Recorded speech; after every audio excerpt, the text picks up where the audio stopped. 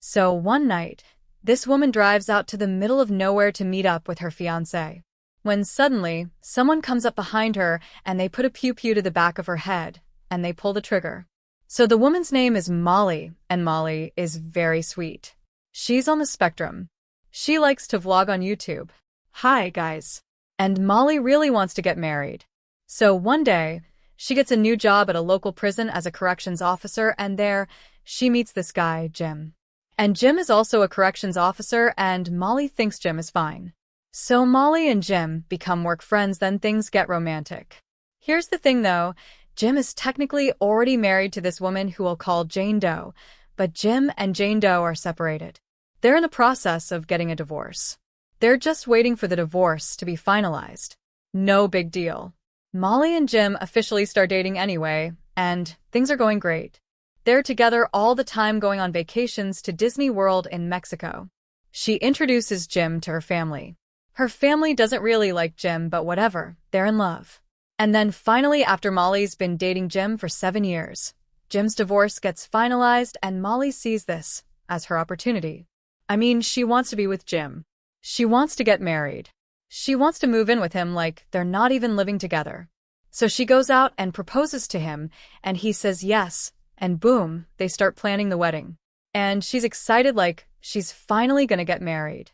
They get a wedding planner. They send out invitations.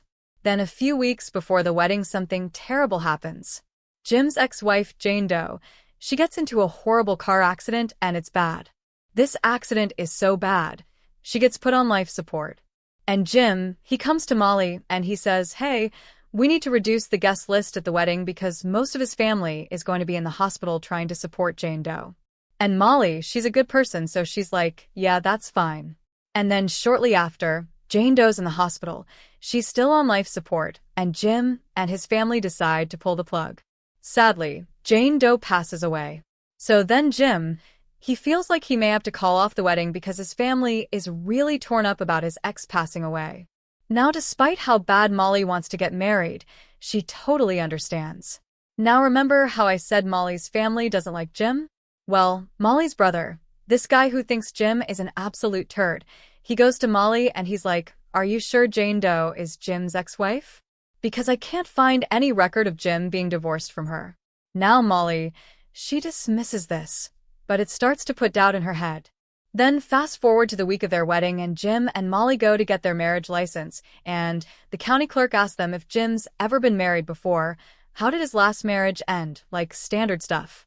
And Jim starts acting weird, like really evasive. And so this puts even more doubt in Molly's head. And so Molly, she goes home and she starts Googling around searching for Jane Doe's obituary. And I assume at this point, she's asking Jim all kinds of questions about his previous marriage because she's getting real suspicious. But then, 2 days before the wedding, Jim asks Molly to meet up with him one night, and the spot he wants to meet in is on a back road. It's kind of in the middle of nowhere. But whatever, he's her fiancé, so, of course, she goes and meets him there. So they're out there, and at some point, Jim gets Molly to look in the opposite direction away from him. And this is when Jim quietly pulls out his pew-pew, and he points it at the back of her head, and he pulls the trigger. And unfortunately, Molly doesn't survive. And Jim immediately, he leaves the scene and he leaves Molly's body, and he goes home. Later, a guy driving by, he sees Molly's car and her body, and he calls the police. So police show up and they find Molly there on the ground. Her engagement ring is still on her hand, and her marriage certificate is still in the front seat of her car. Now her marriage certificate has her name on it, so police can immediately identify who she is. You know who else's name is on that marriage certificate? Jim's. So police go to Jim's house because they got to inform him that his fiancée passed away. They get there, and they knock and Jim answers the door. But guess who else answers the door? Jane Doe. She's not dead. She's not in a coma. She was never in a coma. Never in a car accident or on life support.